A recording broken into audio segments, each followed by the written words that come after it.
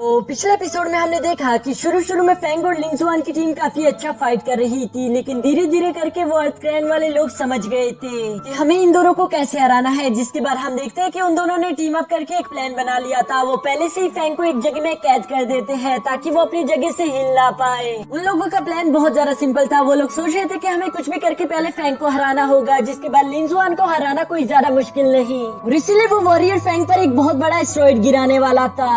अब आगे तो नेक्स्ट एपिसोड बिल्कुल उसी सीन से शुरू होता है जहाँ लिंजुआन देखता है कि फेंग अपनी जगह से मूव नहीं कर पा रहा, जबकि वो वॉरियर फेंग को मारने के लिए उस पर एक बहुत बड़ा एस्टेरॉइड भी गिराने वाला है। ये देखकर लिंजुआन कहता है कि अगर फेंग यहाँ पर मारा गया तो मैं भी अल्टीमेटली मारा जाऊंगा। लेकिन साथ ही साथ लिंजुआन को समझ भी नहीं आ रहा था कि आखिर फेंग की मदद मैं कैसे करूँ, क्योंकि वो वॉरियर उसको करीब जाने नहीं दे रहा था। यहाँ काफी देर तक सोचने के बाद अचानक से लिंजुआन काफी ज्यादा पैनिक कर गया था और वो कहता है कि बस बहुत हुआ, मुझे अब गुस्सा आ रहा है। और ये कहते साथ ही उसने अपने फायर एलिमेंटल पावर्स का इस्तेमाल करना शुरू कर दिया था, जिसके साथ ही वो बड़ी तेजी के साथ टेलीपोर्ट होकर अपने थंडर एलिमेंट का भी इस्तेमाल कर देता है, जिसकी वजह से वो वॉरियर लिंजुआन के रास्ते से हट गया था। और इसके बाद लिंजुआन काफी तेजी के साथ मूव करते हुए फेंग की जान बचाने के लिए आगे बढ़ रहा था, जबकि वो लड़की बिल्कुल भी ऐसा नहीं चाहती थी। इसलिए वो लिंजुआन को अपने स्पाइरल रूट से रोकने की कोशिश करती है ताकि वो फेंग के करीब ना आ पाए। ये देखकर फेंग को ऐसा लग रहा था कि शायद वो आज यहाँ पर जिंदा नहीं बच पाएगा, क्योंकि लिंजुआन उसकी मदद नहीं कर पा रहा। वो ऑलमोस्ट ही अपनी मौत को एक्सेप्ट कर चुका था, लेकिन लिंजुआन हार नहीं मानता। वो बड़ी तेजी के साथ दूर से ही बहुत सारे स्प्लैश अटैक कर देता है ताकि वो रोड्स कमजोर हो जाए,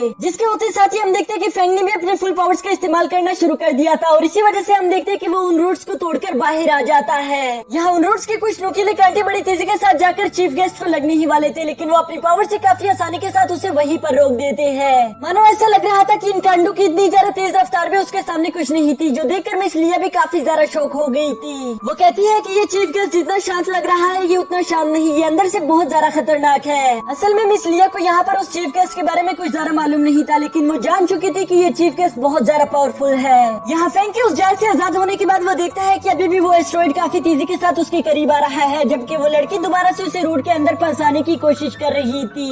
साथ ही साथ वो देखता है कि इस बार तो लिंजुआन की जान भी खतरे में है, क्योंकि वो वॉरियर उसके काफी ज्यादा करीब पहुंच चुका था। यहाँ की ये सारी सिचुएशन वो चीफ गेस्ट भी देख रहा होता है, और इसलिए वो कहता है कि मुझे इन दोनों से कुछ ज्यादा उम्मीदें थी, लेकिन ये तो दोनों ही बहुत ज्यादा बोरिंग है। वो भी यहाँ पर यही सोच रहा था कि तभी हम फेंग को देखते हैं जिसने अपनी वन लिंक पावर्स को एक्टिवेट कर लिया था, और वो बड़ी तेजी के साथ लिंजुआन की सारी एनर्जी को एब्जॉर्ब कर लेता है। यहाँ दूसरी तरफ लिंजुआन अभी अपने 13 स्प्लैश टेक्निक का इस्तेमाल करने ही वाला था, लेकिन अचानक से उसकी सारी एलिमेंटल पावर्स खत्म हो जाती है, जो देखकर वो काफी ज्यादा शॉक हो गया था। उसे समझ नहीं आ रहा था कि अब मैं क्या करूँ, जबकि यहाँ फेंग की एनर्जी अब गॉड लेवल तक पहुँच गई थी, और इसीलिए उसके आसपास का वक्त धीमा हो जाता है। वो अपने सामने बड़ी तेजी के साथ एक शील्ड क्रिएट कर रहा था, लेकिन लास्ट मोमेंट पर हम देखते हैं कि उसने वो शील्ड बड़ी तेजी के साथ मूव करके लिंजुआन के सामने क्रिएट कर दी थी ताकि लिंजुआन की जान बच जाए। और वो बड़ा सा एस्टेरॉइड सीधा जाकर फेंग से टकरा जाता है, जिसकी वजह से वहाँ पर एक बहुत बड़ा एनर्जी ब्लास्ट हो गया था। चारों तरफ धुआं फैल जाता है, जो देखकर वहाँ पर मौजूद सारे लोग काफी ज्यादा शॉक हो गई थी। लेकिन जब धुआं हटता है तो हम देखते हैं कि फेंग भी बिल्कुल सही सलामत खड़ा था, क्योंकि उसने उस एस्टेरॉइड के टकराने से 1 सेकंड पहले ही अपने सामने एक शील्ड क्रिएट कर ली थी, जिसकी वजह से उसकी जान बच गई।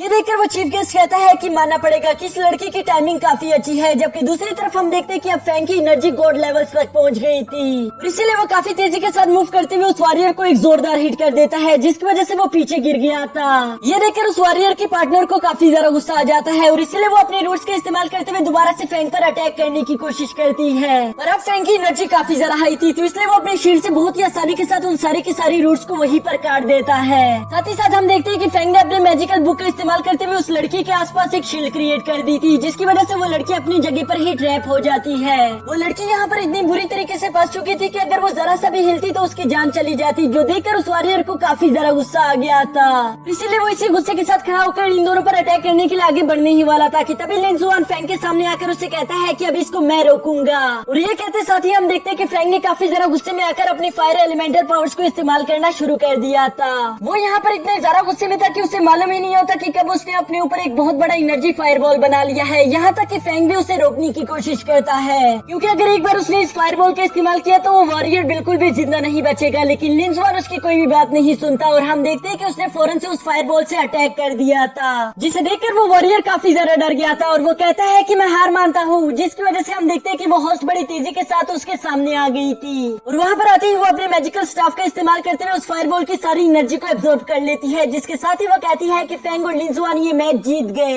ये सुनकर फैंग और लिंजुआन तो काफी ज्यादा खुश हो गए थे, जबकि दूसरी तरफ वो दोनों वॉरियर्स अभी भी काफी ज्यादा डरे हुए लग रहे थे, क्योंकि वो मौत से बाल बाल बचे हैं। जबकि वो चीफ गेस्ट वहाँ पर काफी ज्यादा खुश दिखाई दे रहा था। वो कहता है कि आज की ये फाइट देखकर काफी ज्यादा मजा आ गया और साथ ही साथ वहाँ पर मौजूद बाकी के ऑडियंस भी बिल्कुल ऐसे ही सोच रही थी। उनके मुताबिक आज की फाइट काफी ज्यादा अमेजिंग थी और इसलिए ये फाइट देखने में काफी अच्छा लगा।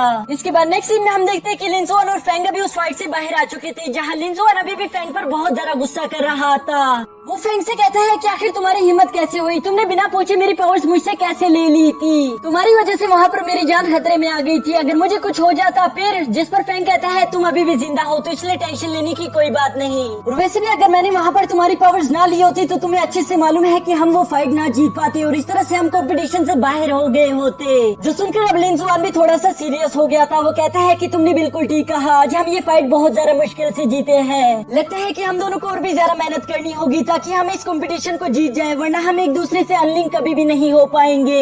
ये सुनकर फैंग कहता है कि हाँ तुमने बिल्कुल ठीक कहा, इसका मतलब हम दोनों को एक टीम बनकर फाइट करना सीखना ही होगा। जो सुनकर लिंजुआन कहता है कि हाँ बेशक मैं तुमसे बहुत ज्यादा नफरत करता हूँ, लेकिन उसके बावजूद भी मुझे तुम्हारे साथ मिलकर फाइट करना सीखना ही होगा ताकि मैं तुमसे खुद को आजाद करवा सकूं। और ये कहते साथ ही अगले सीन में हम देखते हैं कि इन दोनों ने मिलकर प्रैक्टिस करना शुरू कर दिया था।